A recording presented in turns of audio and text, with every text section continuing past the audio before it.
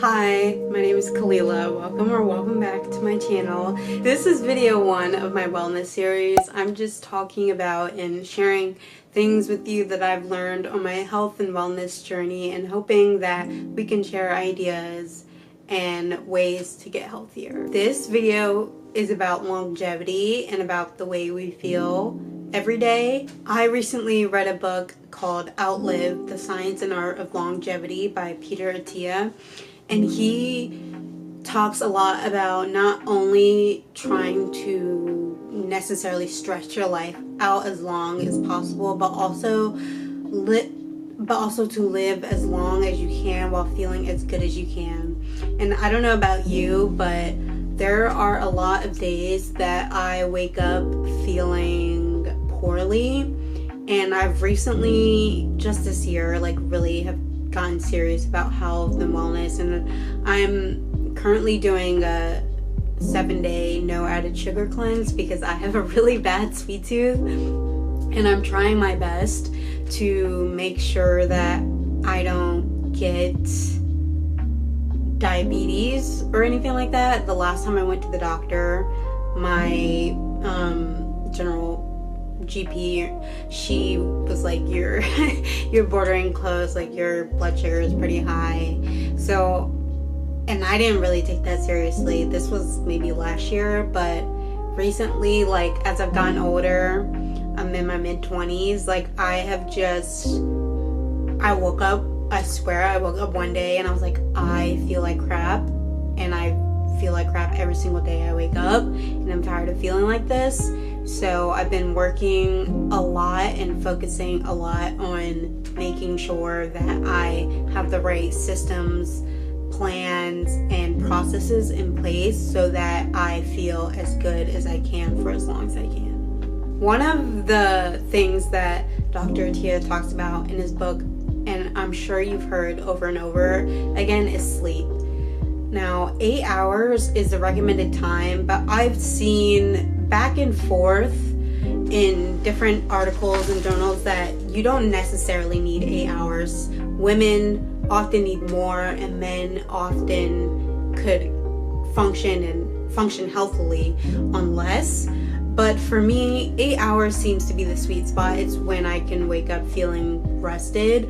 But sometimes when I do sleep 8 hours, I wake up feeling extra tired. And I think that's just because I'm catching up on extra sleep that I've lost.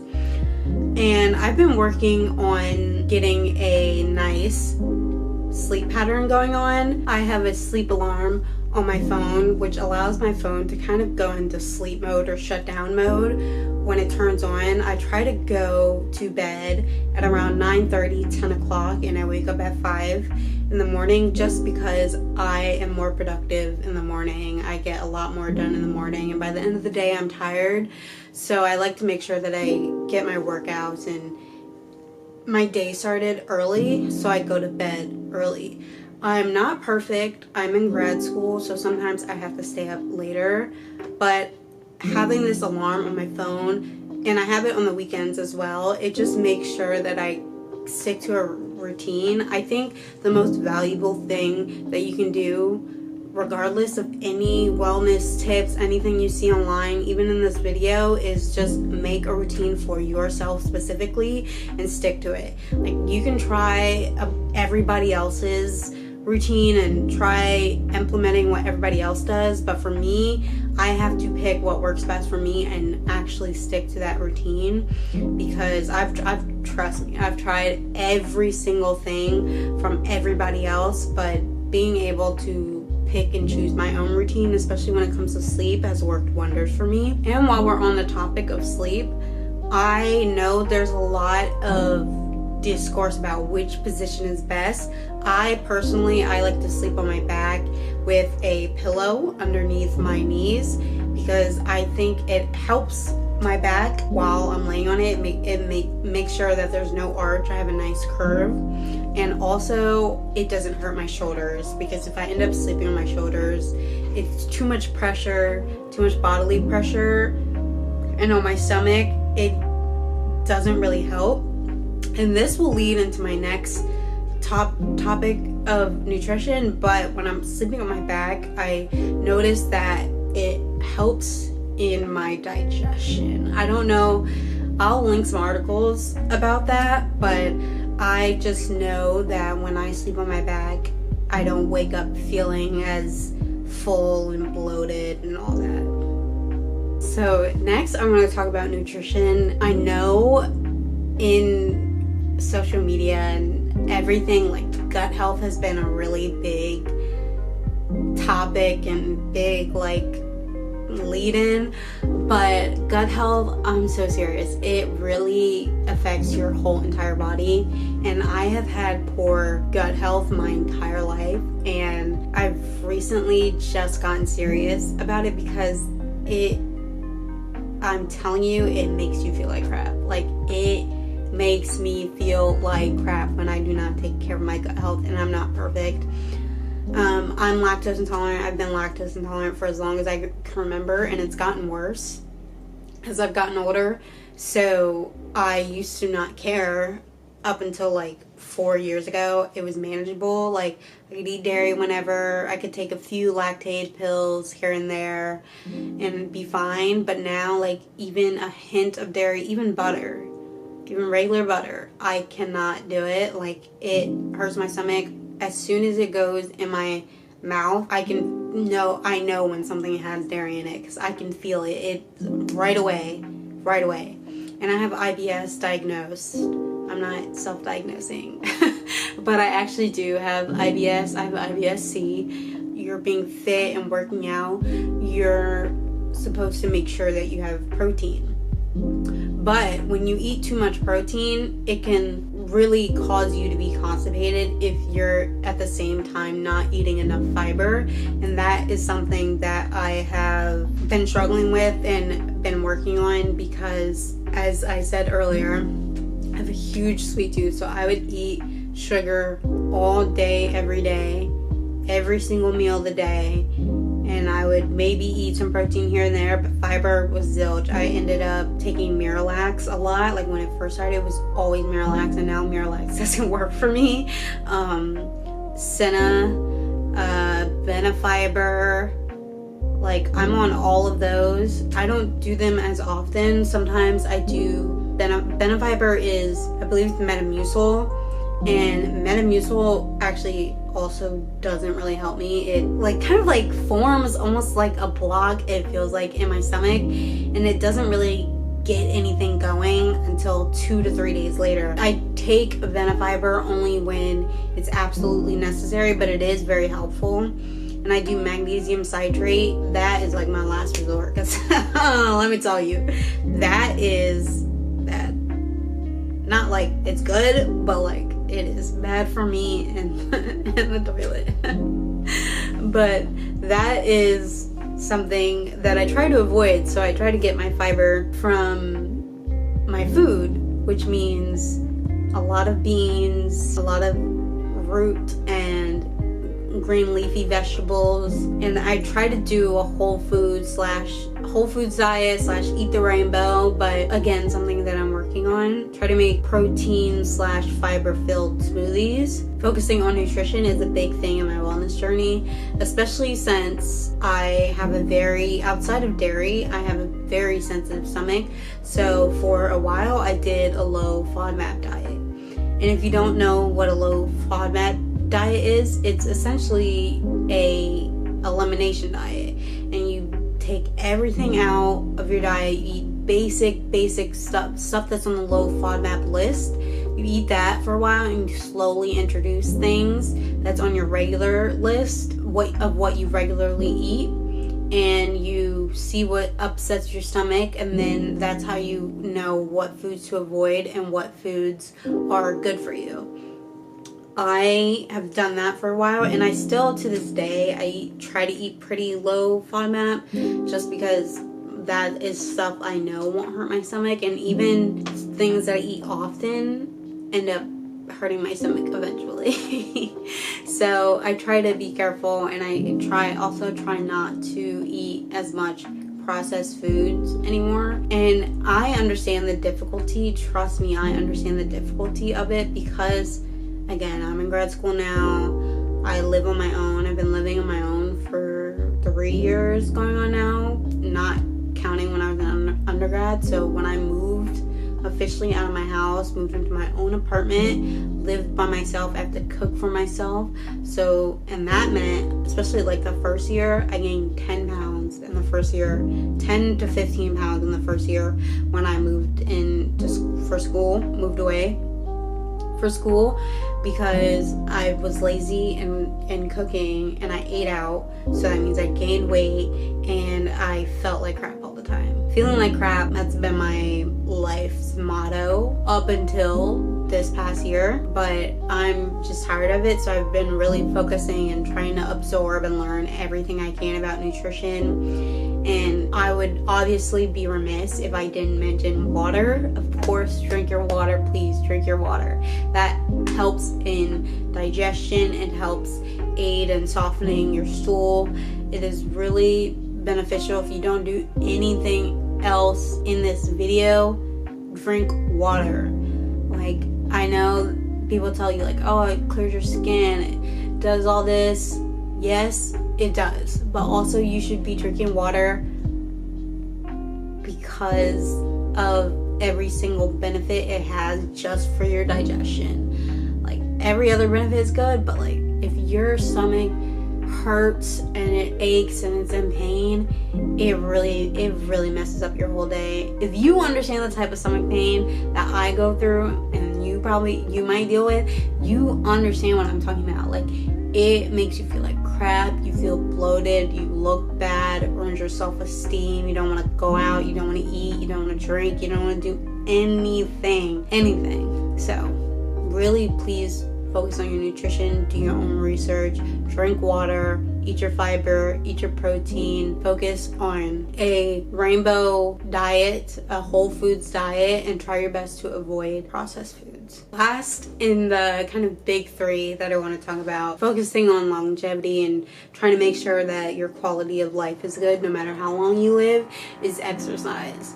I have always been pretty active. When you get to become an adult and you have a real job, you know, like real responsibilities, I can definitely understand how it gets laid to the wayside. But exercising is really important, especially when it comes to cardio and weightlifting. So cardio helps your heart, and that is really important. Heart disease is something that Dr. Tia really honed in on in his book, that although, and especially in women, and black women and black men, I think as well, the demographics are different, but honestly the result is the same, that heart disease is the number one killer of a lot of adults, of most adults, and especially in women. Like, he mentioned that, we see a lot of pink ribbons for breast cancer, but we don't see enough red ribbons for heart disease, when heart disease is one of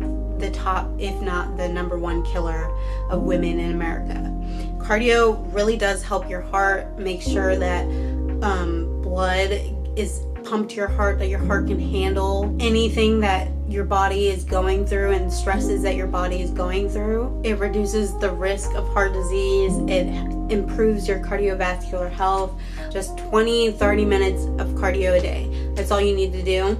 And that doesn't have to be something super intense like a spin class or a run. It can be a walk. It can even be you getting, those little things that they have for under your desk where you pedal. It can be something as simple as that, just working your way up to cardio. I run and I cycle and I do spin class just because I prefer cardio to weightlifting, and I have to force myself to lift weights. I also really do enjoy cardio, not for the process, but for the feeling of accomplishment after. So if you have a praise kink or something, do cardio because you feel really accomplished after. It's really a wonder, and it'll remind you to be thankful and grateful for what your body can do and how your body works or will work with you and be there for you. And it's really wonderful. I'm filming this in the afternoon, which means the sun is shifting and setting. So you see the sun change, that is why. So cardio is important, but lifting weights is just as, if not a slight bit more important, especially as you grow older, because as you grow older, your bones become denser. Lifting weights, building your muscles helps that. Lifting weights allows you to increase your mobility, it helps with bone density, and it improves your muscle mass and strength. So if you hear all these stories and horror stories about your grandparents or some older person that you know that's fallen and broken a hip and all this stuff, it is really, really dangerous for them to do that. And being able to lift weights, carry yourself, stand up and walk is really important. And that's why lifting weights is plays a huge factor in that. And then again, it'll remind you to be thankful, be grateful that your body can do this, and setting the habits now and making sure that you built this routine into your life is something that you'll be able to carry with you throughout your life. So hopefully when you reach 85, you still feel good, you still feel nice, and that your body can handle everything that you want to put it through, whether it's walking up and down the stairs or even going to see your grandkids, going to drive, going to do anything that you do now. But as an older person, that will be so much easier for you if your cardiovascular health is up, and if your bones and muscle mass and your bone density can handle everything of in your day-to-day life. And a caveat to exercise is mental exercise. Mental health is something that falls under the umbrella of exercise, I think, because you need to exercise your brain. You need to focus on your mental health, whether that's journaling, whether that's getting a therapist, talking to someone, making sure that you are treating your brain and mind and feelings and everything as well as you're treating the rest of your body from head down. That is really, really important. So what I like to do, I like to journal. I am getting in the habit of doing it every day. Habit is the name of the game. But I like to journal. I need to find a good therapist. Finding a good therapist can be tricky. I think my life would be greatly improved if I was able to get on antidepressants. I find myself falling into depression kind of often. It's something that I've always dealt with, but I've never gotten on antidepressants, mainly I think because of the stigma. It's something that I'm personally unpacking and something that I need to deal with, and I think it would help me, so I'm working on that. But how I focus on work on my mental health outside of medication is journaling, making sure that I try to get sun every day. I make sure that, as you can see, the sun is coming into my apartment and it's shifting on my face because I don't put my blinds down. My blinds are always up because I need the sun. And when I graduated college, there was about a month or two before I found a real job before I went to grad school, and I had blackout curtains in my room at home, and my room was painted gray and black, and it was so dark, and my blackout curtains were always dark. So it just made me so depressed, like even more. Like I laid in bed all day, I didn't do anything, I barely got up. Like I just applied for jobs, got rejected, felt sad. It was a little difficult to handle and like focus on. And so when I moved away and I saw the windows and the way my place was set up, I was like, yeah, I'm never closing this.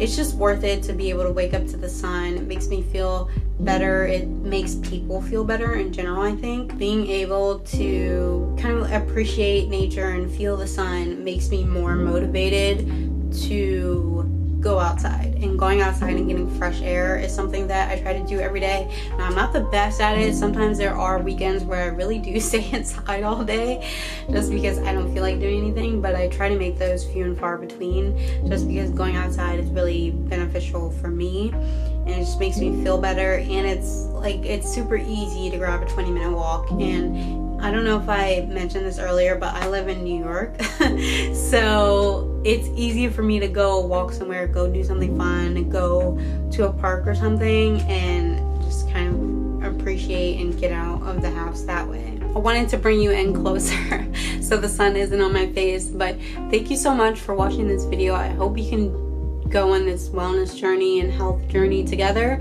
And my next video, I think I'm going to be talking about building habits and what you can do to make sure that you can implement routines in your life so that you can stick with them and build a better and healthier you.